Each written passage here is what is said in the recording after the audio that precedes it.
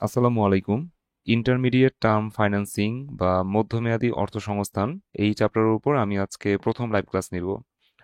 তো যেহেতু আজকে এই চ্যাপ্টারের উপর আমি প্রথম লাইভ ক্লাস নিব, সেহেতু আমরা প্রথমে জানবো যে মধ্যমেয়াদী অর্থসংস্থান কাকে বলে। তারপর এই চ্যাপ্টার ম্যাথ করার জন্য দুইটা সূত্র আছে, ওই সূত্রগুলো বোঝাবো। দেন আমরা শীটের 1 থেকে 4 পর্যন্ত অঙ্কের সমাধান করা শিখবো আজকে।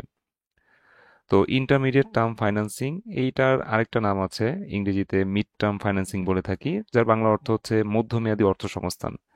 এখন এই মধ্যমেয়াদী অর্থসংস্থান জিনিসটা কি, আমি একটা সংজ্ঞা লিখেছি যে মধ্যমেয়াদী অর্থসংস্থান স্বল্পমেয়াদী ও দীর্ঘমেয়াদী অর্থসংস্থানের মাঝামাঝি একটি অবস্থা। অর্থাৎ 1 বছরের উপরে এবং সর্বোচ্চ 5 বছর বা সর্বোচ্চ 7 বছর বা সর্বোচ্চ 10 বছরের জন্য যে অর্থসংস্থান করা হয় তাকে মধ্যমেয়াদী অর্থসংস্থান বলে।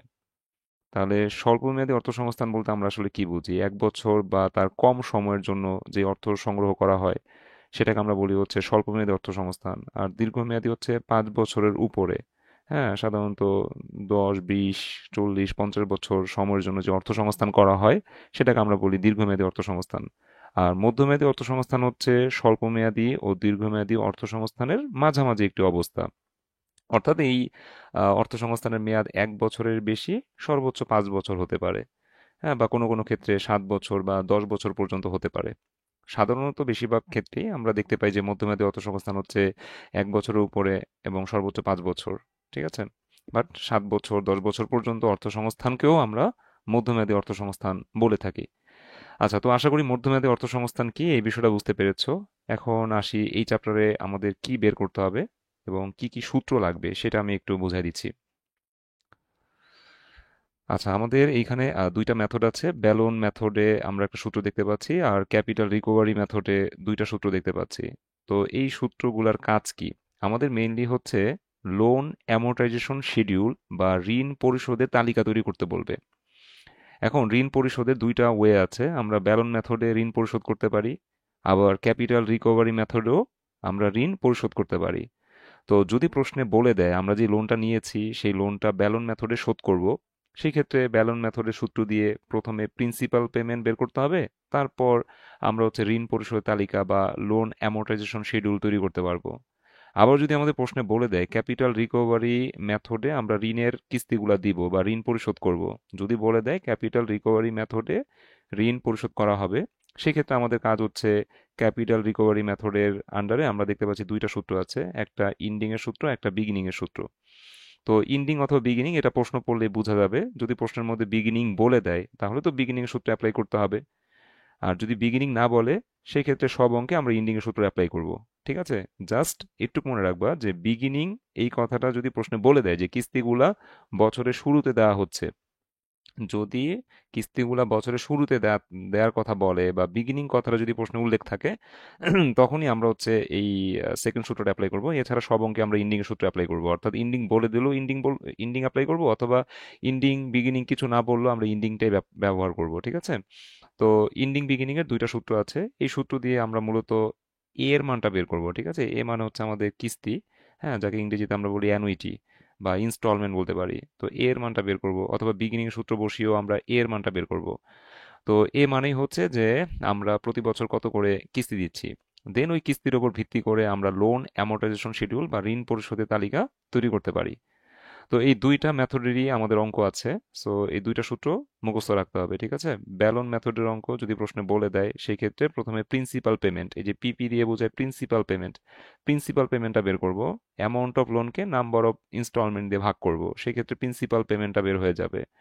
তারপর আমরা লোন অ্যামortization শিডিউল একটা টেবিলের মাধ্যমে করতে পারবো। আর ক্যাপিটাল রিকভারি মেথডে আমাদের ইন্ডিং এর অঙ্ক হইলে প্রথম সূত্র ব্যবহার করে আমরা অ্যানুইটি বা ইনস্টলমেন্টটা বের করব, দেন আমরা ঋণ পরিশোধ তালিকার টেবিলটা তৈরি করব। আর বিগিনিং এর অঙ্ক হইলে আমরা এই সূত্র প্রয়োগ করে, সেকেন্ড যে সূত্রটা আছে এই সূত্র প্রয়োগ করে অ্যানুইটি বা ইনস্টলমেন্ট বের করব, দেন আমরা ঋণ পরিশোধের তালিকা তৈরি করব। আচ্ছা, তো এই দুইটাই সূত্র। চ্যাপ্টারটা খুবই ইজি। আমরা আজকেই দুইটা মেথড শিখবো। ঠিক আছে, এরপরে সেকেন্ড যে ক্লাস আছে আমি চেষ্টা করবো সেকেন্ড ক্লাসের মধ্যেই পুরো শীটটা কমপ্লিট করাই দিতে। যদি না পারি হয়তো বা থার্ড ক্লাসে যাওয়া লাগতে পারে, বাট ট্রাই করবো সেকেন্ড ক্লাসের মধ্যে এটা শেষ করে দিতে। তো আসো আমরা একটা অঙ্কের সমাধান করা শিখি। আচ্ছা, স্ক্রিনে আমরা শীটের 1 নম্বর অঙ্ক দেখতে পাচ্ছি। এখানে বলা হয়েছে Poppy limited receive a loan of টাকা 5 লাখ। পপি লিমিটেড 5 লাখ টাকা ঋণ নিয়েছে। তো যেই টাকাটা ঋণ নিবে সেটাকে আমরা বলবো প্রিন্সিপাল।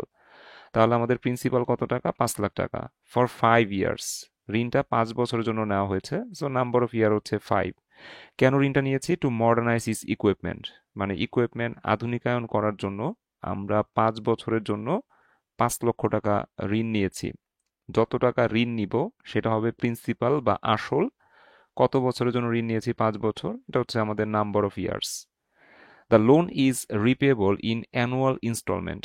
আমাদের এই লোন পরিশোধ করা হবে বার্ষিক কিস্তির মাধ্যমে। And the interest rate is 10%, এবং আমাদের প্রশ্নে সুদের হার দেওয়া আছে 10%। এটাকে আমরা আই ধারা প্রকাশ করতে পারি। Prepare a loan repayment schedule. Loan repayment schedule এর বাংলা অর্থ হচ্ছে ঋণ পরিশোধের তালিকা। তো আমাদের ঋণ পরিশোধের তালিকা তৈরি করতে হবে কোন মেথডে? বলে দিয়েছে, under Ballon payment method. Ballon payment method ব্যবহার করে ঋণ পরিশোধের তালিকা তৈরি করতে হবে বা লোন রিপেমেন্ট শিডিউল তৈরি করতে হবে। তো ব্যালন মেথডে আমরা যদি লোন রিপেমেন্ট শিডিউল তৈরি করতে চাই, প্রথমত আমাদের প্রিন্সিপাল পেমেন্ট অর্থাৎ পিপি বের করতে হবে। পিপি বের করা হয়ে গেলে আমরা শিডিউলটা করতে পারবো। তো আসো আমরা সমাধানটা শিখি। প্রথমে আমরা হেডিং দিতে পারি ব্যালন পেমেন্ট মেথড। তারপরে আমরা লিখবো যে ক্যালকুলেশন অফ প্রিন্সিপাল পেমেন্ট, ব্র্যাকেটে হচ্ছে পিপি। উইনো দিয়ে আমরা পিপি সূত্র বসাই দিব, amount of loan divide by number of instalment. Amount of loan কত? এই যে দেখতে পাচ্ছি লোন হচ্ছে 5 লক্ষ টাকা। সো আমরা এখানে 5 লক্ষ টাকা বসাই দিব। আর নাম্বার অফ ইনস্টলমেন্ট, আমরা কয়টা কিস্তি দিব? আমরা কিস্তি দিব আমরা কিস্তি দিব 5টা। হ্যাঁ, এই যে 5 বছর অ্যানুয়াল কিস্তি, তাই না? তো অ্যানুয়াল ইনস্টলমেন্ট মানে আমি 5 বছরে 5টা কিস্তি দিব। সো নাম্বার অফ ইনস্টলমেন্ট এটা বসাবো হচ্ছে 5। সো আমরা 5 লাখকে 5 দিয়ে ভাগ করব। আমাদের প্রতি বছর আসল হচ্ছে 1 লক্ষ টাকা, অর্থাৎ প্রিন্সিপাল পেমেন্ট বের করলাম প্রতি বছর 1 লক্ষ টাকা। এখন আমরা লোন রিপেমেন্ট শিডিউল বা ঋণ পরিশোধের তালিকা তৈরি করতে পারবো। সো আমি লিখলাম loan repayment schedule. Loan repayment schedule তৈরি করতে বললে ব্যালন মেথডে এই 6 কলাম বিশিষ্ট একটা টেবিল তৈরি করতে হবে। হ্যাঁ, আমাদের প্রথম কলামটার নাম হচ্ছে ইয়ার, এটা 1 নম্বর কলাম। তারপর বিগিনিং ব্যালেন্স, এটা 2 নম্বর কলাম। তারপর ইন্টারেস্ট, এটা 3 নম্বর কলাম। ইন্টারেস্ট কিভাবে বের করতে হবে? 2 নম্বর কলামের উপর 10% করলেই আমরা ইন্টারেস্টের মান পেয়ে যাব। অর্থাৎ 2 নম্বর কলামে যা থাকবে তার উপর 10% করলে ইন্টারেস্ট, 2 নম্বর কলামে যা থাকবে তার উপর 10% করলে ইন্টারেস্ট। এইভাবে আমরা প্রতি বছর ইন্টারেস্ট বের করতে পারবো। জাস্ট 2 নম্বর কলামের উপর 10% করলেই ইন্টারেস্টগুলো বের হতে থাকবে। এরপর 4 নম্বর কলামের নাম হচ্ছে প্রিন্সিপাল পেমেন্ট। প্রিন্সিপাল পেমেন্ট তো আমরা বের করেছি প্রতি বছর 1 লাখ। সো এই যে 4 নম্বর যে কলামটা আছে প্রিন্সিপাল পেমেন্ট, এখানে প্রতি ঘরে 1 লাখ করে বসাই দিতে হবে। হ্যাঁ, 5 বছর অঙ্ক না? সো এখানে 1 লাখ করে 5 বার বসাই দিব। প্রিন্সিপাল পেমেন্ট প্রতি বছর সেমই থাকবে। আচ্ছা, তারপর টোটাল পেমেন্ট। টোটাল পেমেন্ট কিভাবে বের করতে হবে? 3 আর 4 যোগ করতে হবে। 3-এ আছে সুদ আর 4-এ আছে আসল। সুদ আর আসল যোগ করলেই টোটাল পেমেন্ট বের হয়ে যাবে। সো আমরা টোটাল পেমেন্টও 5 বার বের করে ফেলবো।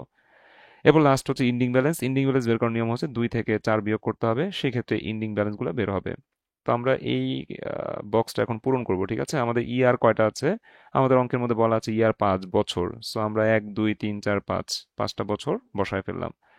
তারপর beginning balance, interest, principal payment, total payment, তারপর ইন্ডিং ব্যালেন্স, এগুলো আমাদের বসাইতে হবে। তো আমি ধাপে ধাপে পুরো বিষয়টা বুঝাই দিচ্ছি। আচ্ছা, ইয়ার 1-এ আমরা বিগিনিং ব্যালেন্স হিসাবে কত বসাবো? যত টাকা লোন করেছি। আমি লোন করেছি 5 লাখ টাকা, তাহলে ইয়ার 1-এ বিগিনিং ব্যালেন্স 5 লাখ টাকাই বসবে। আবারও বলছি, আমি যত টাকা ঋণ করেছি, এখানে আমি ঋণ করেছি 5 লাখ টাকা, তাহলে ইয়ার 1 বরাবর আমি বিগিনিং ব্যালেন্সে এই পুরো 5 লাখ টাকাই বসাই দিব। আচ্ছা, 5 লাখ টাকা বসাইলাম। এখন সুদ, 3 নম্বর কলামটা হচ্ছে ইন্টারেস্ট বা সুদের কলাম। সুদের কলাম আমরা কিভাবে পূরণ করব? 2-এর ওপর 10% করতে হবে। আমাদের প্রশ্নে বলাই আছে সুদ হচ্ছে 10%। তো 2 নম্বর কলামে 5 লাখ আছে, 5 লাখে 10% করলে 50,000 টাকা ইন্টারেস্ট। প্রিন্সিপাল, এটা প্রতি বছর 1 লাখ, আমরা প্রতি ঘরে 1 লাখ বসাই দেবো। 1 লাখ, 1 লাখ, 1 লাখ, 1 লাখ, 1 লাখ। আমরা 1 লাখ সব ঘরে বসায় রাখবো, এটা তো চেঞ্জ হবে না। ব্যালন মেথডে প্রিন্সিপাল পেমেন্ট সবসময় ইকুয়াল থাকে। আচ্ছা, এখন এই 50,000 আর 1 লাখ যোগ করলে এটা হবে টোটাল পেমেন্ট 1.5 লাখ। 3 আর 4 যোগ করতে হবে, হ্যাঁ 1.5 লাখ হবে।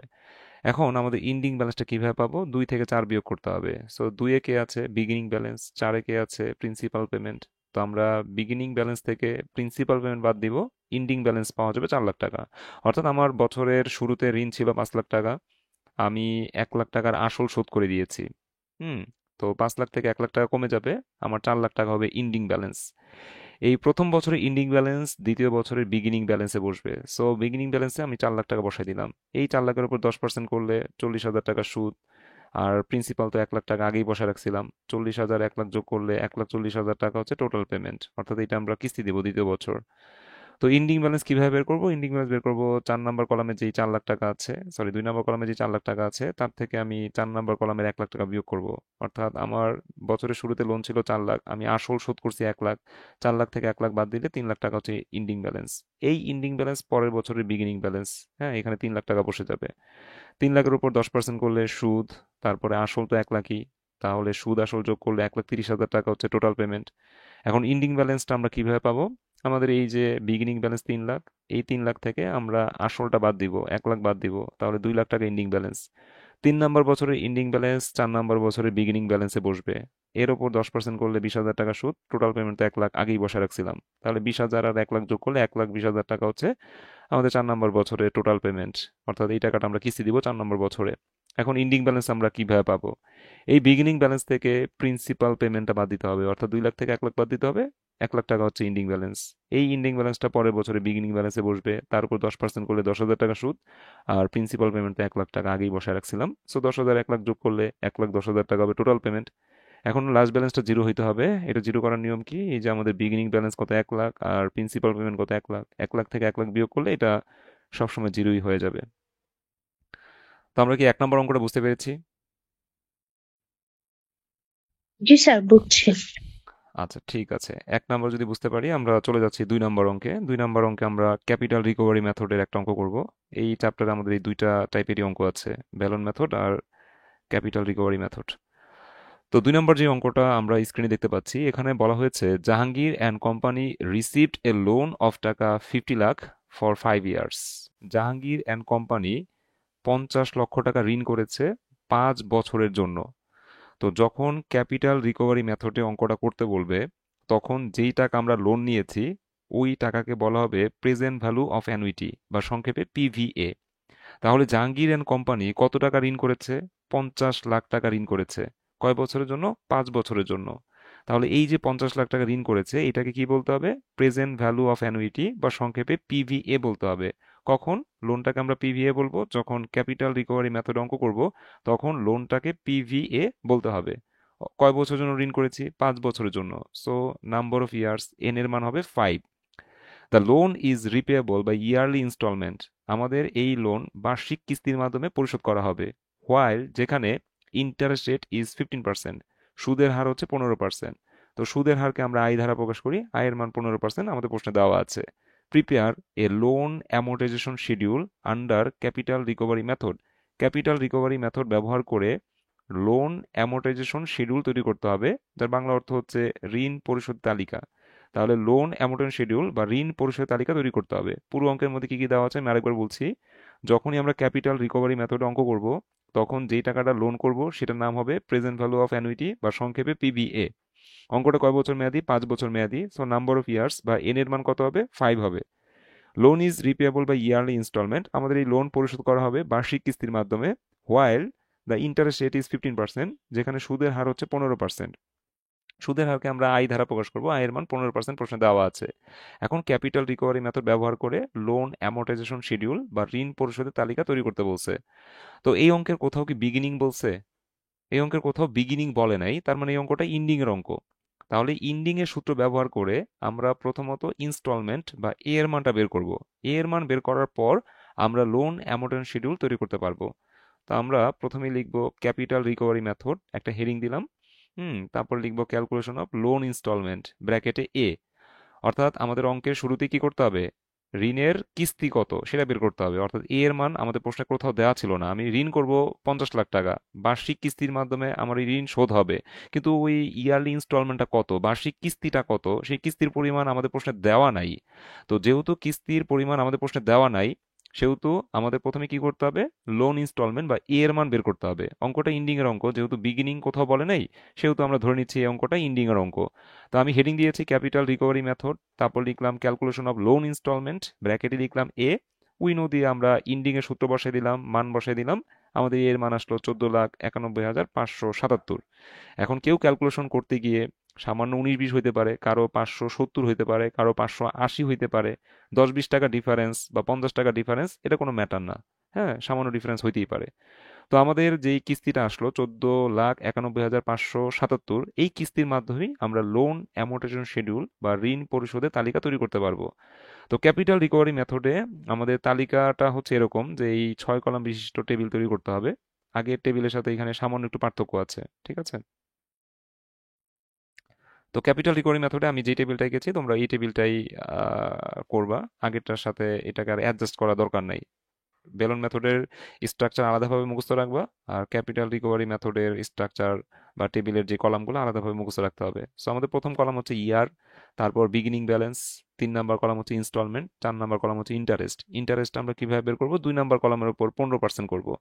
তাই 2 নাম্বার কলামে যে অ্যামাউন্টটা থাকবে তার উপর 15% করলেই আমরা সুদের পরিমাণ বা ইন্টারেস্ট কত সেটা বের করতে পারবো। তারপরে 5 নাম্বার কলাম হচ্ছে প্রিন্সিপাল পেমেন্ট। প্রিন্সিপাল পেমেন্ট কিভাবে পাবো? 3 থেকে 4 বিয়োগ করতে হবে। অর্থাৎ 3-এ যেই অ্যামাউন্ট থাকবে তার থেকে 4-এর অ্যামাউন্টটা বিয়োগ করব, সেই ক্ষেত্রে প্রিন্সিপাল পেমেন্ট পাওয়া যাবে। অর্থাৎ ইনস্টলমেন্ট থেকে ইন্টারেস্ট বাদ দিলেই প্রিন্সিপাল পাওয়া যায় বা আসল পাওয়া যায়। আর 6 নম্বর যে কলামটা আছে ওইটার নাম হচ্ছে ইন্ডিং ব্যালেন্স। ইন্ডিং ব্যালেন্স আমরা কিভাবে পাবো? 2 থেকে 5 বিয়োগ করতে হবে। সো 2 নম্বর কলামে থাকবে বিগিনিং ব্যালেন্স, 5 নম্বর কলামে থাকবে প্রিন্সিপাল পেমেন্ট। আমরা বিগিনিং ব্যালেন্স থেকে প্রিন্সিপাল পেমেন্ট বাদ দিব, তাহলেই ইন্ডিং ব্যালেন্স পাওয়া যাবে। এখন আমরা এই ছকটা পূরণ করব। আমাদের প্রথমে ইয়ার আছে, তো অঙ্কটা 5 বছর মেয়াদি। তো আমরা এখানে 1 2 3 4 5 বসাবো।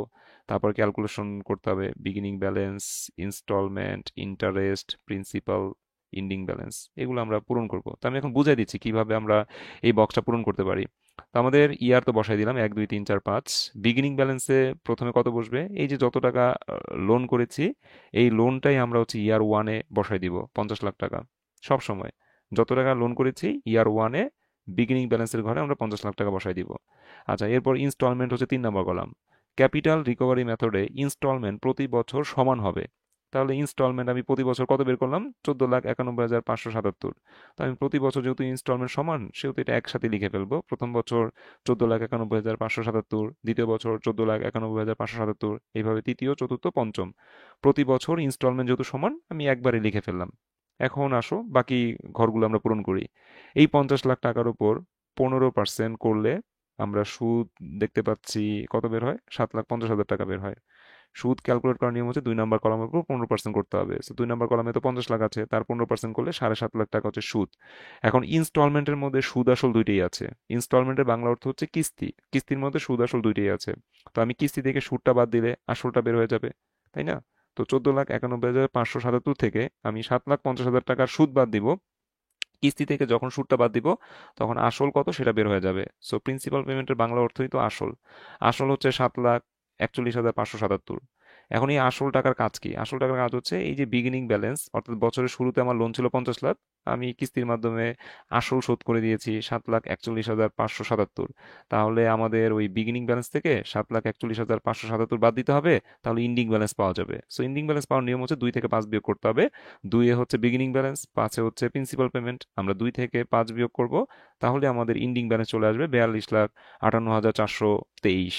এই প্রথম বছরের ইন্ডিং ব্যালেন্স পরের বছরের বিগিনিং ব্যালেন্সে বসবে। এখন ইনস্টলমেন্ট তো আগের মতোই 14,91,577।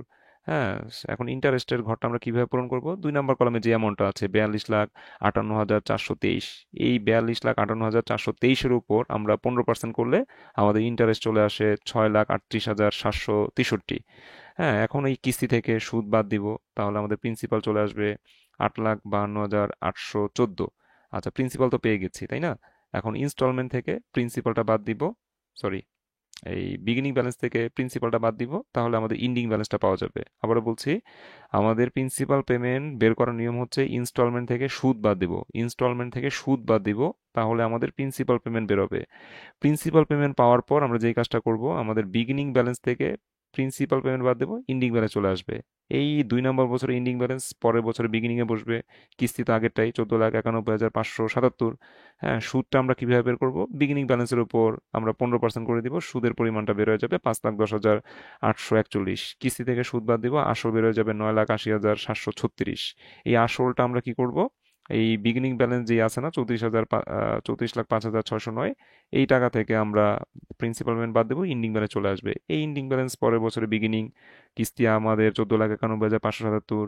তারপরে এই 24,24,873-এর উপর আমি 15% করলে সুদ, কিস্তি থেকে সুদ বাদ দিলে আসল। এই আসলের কাজ কি? বিগিনিং ব্যালেন্স থেকে আসল বাদ দিব, তাহলে ইন্ডিং ব্যালেন্স। এই চতুর্থ বছরের ইন্ডিং ব্যালেন্স পঞ্চম বছরের বিগিনিং এ বসবে। কিস্তি তো 14,91,577 আগের মতোই আছে। এখন সুদটা কিন্তু আমরা সরাসরি বের করব না, মানে এই টাকার উপর সরাসরি 15% করলেই তো সুদ আসার কথা, কিন্তু শেষ যে রোটা আছে, হ্যাঁ 5 নম্বর বছরই তো শেষ রো, শেষ রোতে আমরা সুদটা সরাসরি পার্সেন্টেজ ক্যালকুলেট করব না, অর্থাৎ 12,97,027-এর উপর সরাসরি আমরা 15% করব না। হ্যাঁ, করলে কিন্তু এই অ্যামাউন্ট থেকে সামান্য কম বেশ আসবে।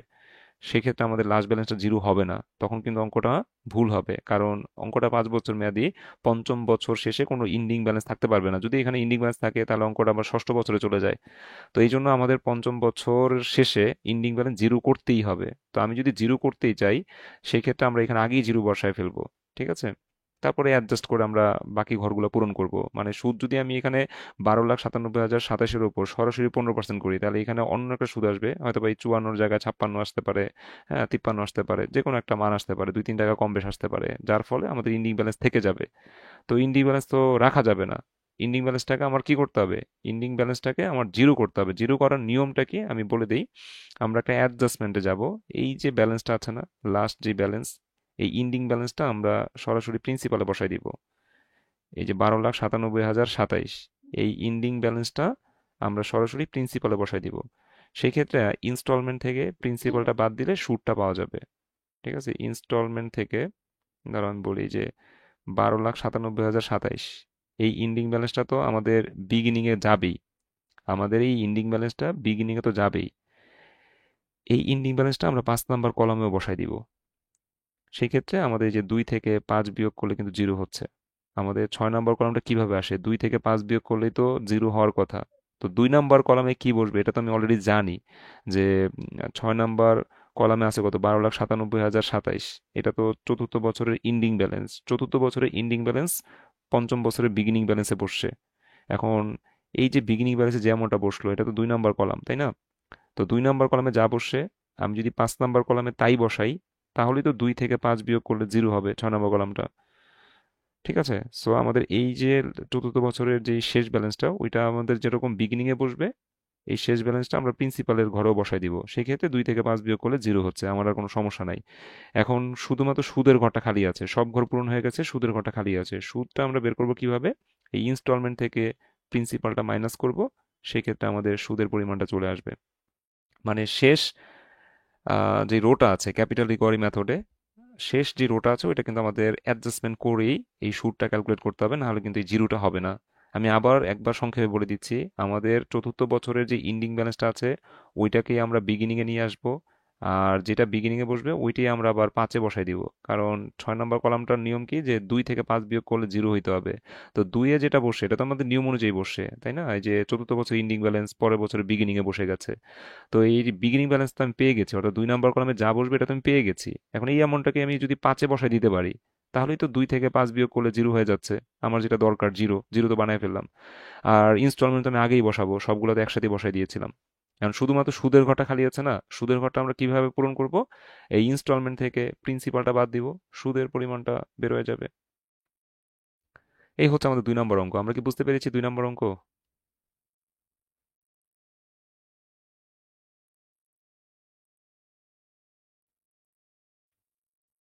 কোনো সমস্যা আছে প্রবলেম 2 নিয়ে? না স্যার। আচ্ছা, তাহলে 3 নম্বর অঙ্ক হোমওয়ার্ক থাকবে, আর 4 নম্বর অঙ্কটাও হোমওয়ার্ক থাকবে। আমি 4 নম্বর অঙ্কটা একটু বুঝাই দিই।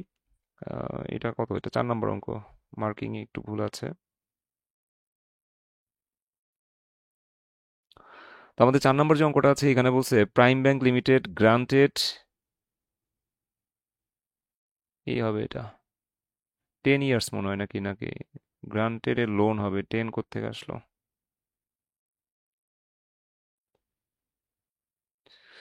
আচ্ছা, এখানে বলছে prime bank limited granted a loan of taka 50 lakh to be repaid over 4 year period. বলছে প্রাইম ব্যাংক লিমিটেড একটা লোন দিয়েছে 50 লাখ টাকার, যা পরিশোধ করা হবে 4 বছরের মধ্যে। তাহলে আমাদের ঋণ হচ্ছে 50 লাখ টাকা। আমরা যদি ক্যাপিটাল রিকভারি মেথড অঙ্কটা করি, তাহলে ঋণটাকে বলতে হবে পিভিএ, প্রিন্সিপাল না, এটাকে পিভিএ বলতে হবে।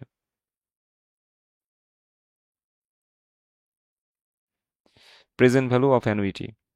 আর কয় বছরের অঙ্ক? 4 বছরের অঙ্ক। সো নাম্বার অফ ইয়ার্স হবে, এন এর মান 4 হবে। ইন্টারেস্ট রেট আমাদের প্রশ্নে দেওয়া আছে 15%। The loan will be paid at the end of every year in equal instalment.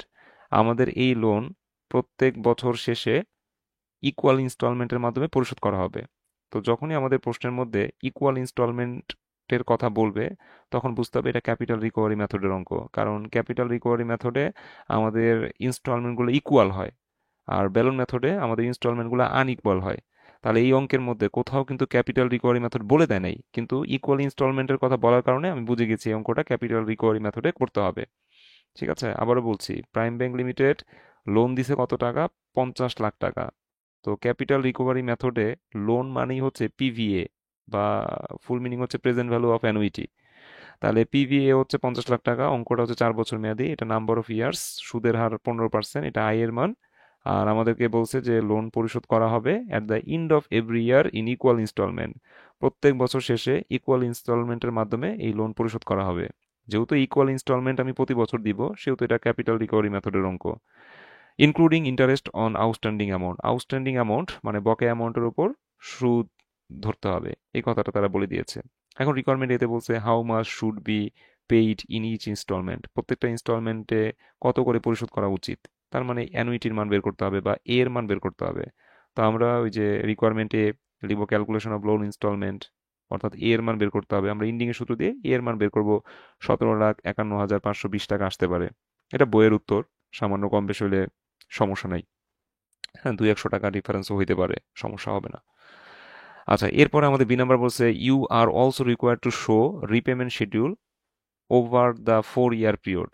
মানে 4 বছর পিরিয়ডের একটা রিপেমেন্ট শিডিউল তৈরি করতে হবে। রিপেমেন্ট শিডিউল মানে হচ্ছে ঋণ পরিশোধের তালিকা তৈরি করতে হবে। তো ঋণ পরিশোধের তালিকা আমরা এই যে এরকম টেবিলের মাধ্যমে করে ফেলবো। এটা বইয়ের টেবিল, তো তোমরা হেডিংগুলা আমি যেভাবে দিয়েছি ওভাবেই দিও, বইয়েরটা দেওয়া দরকার নাই। প্রথমে ইয়ার লিখবা, তারপর বিগিনিং ব্যালেন্স, তারপর ইনস্টলমেন্ট, তারপর ইন্টারেস্ট, তারপরে যে প্রিন্সিপাল, তারপর হচ্ছে ইন্ডিং ব্যালেন্স। মানে আমি যেই কলামগুলো ব্যবহার করেছি বা যে নামগুলো ব্যবহার করেছি ওই নামগুলো ব্যবহার করবা। আর এই যে অ্যামাউন্ট, তো এগুলোর সাথে মিলেই যাবে। শেষ ব্যালেন্স কিন্তু অবশ্যই জিরো রাখতে হবে।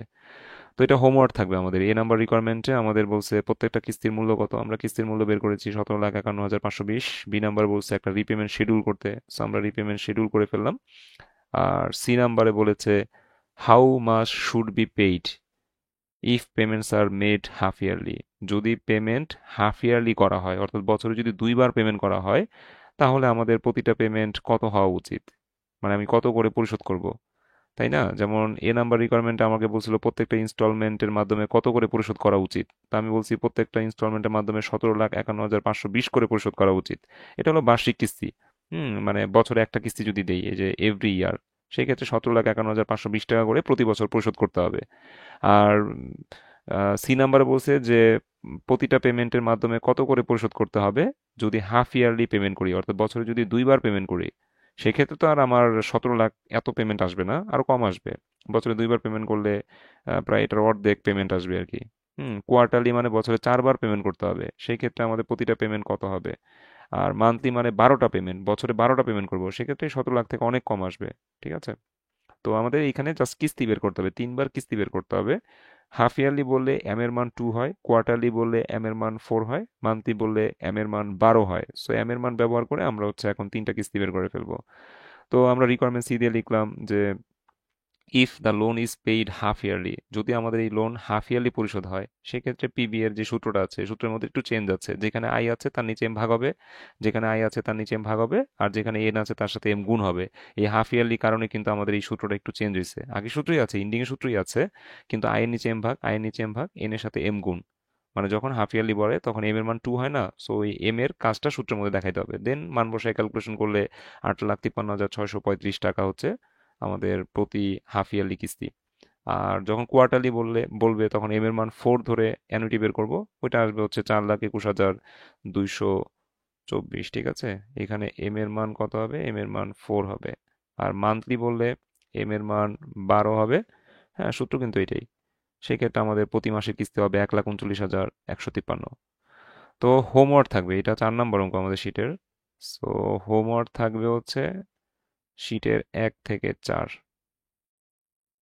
কারো কোনো কোশ্চেন আছে আজকের ক্লাস নিয়ে বা এই অঙ্ক নিয়ে? আগেরগুলো তো বুঝাই ফেলছি, এই অঙ্ক নিয়ে কোনো প্রশ্ন আছে, প্রবলেম 4 নিয়ে? আমি রিকোয়ারমেন্ট সি এর হাফ ইয়ারলিটা যেভাবে করে দিয়েছি, কোয়ার্টারলির ক্ষেত্রে সেম ভাবে করবা, অ্যান্সার এটা আসবে। মান্থলি ক্ষেত্রে এই সেম অংশটা করবা, অ্যান্সার এইটা আসবে। ঠিক আছে? জাস্ট হাফ ইয়ারলি বললে এম এর মান কত হয়? 2 হয় না? এখানে এম এর মান 2 বসাইতে হবে।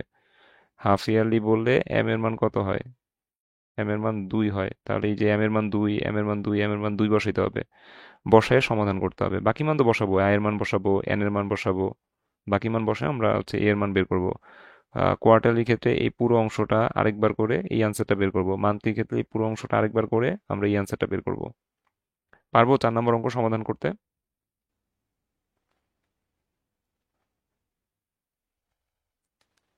আর সমস্যা থাকলে জি বলো। স্যার, পারবো। আচ্ছা ঠিক আছে, তাহলে এই পর্যন্তই থাক হোমওয়ার্ক 1 থেকে 4। তাহলে আজকের মতো বিদায় নিচ্ছি, সব ভালো থেকো, আল্লাহ হাফেজ, আসসালামু আলাইকুম সবাইকে।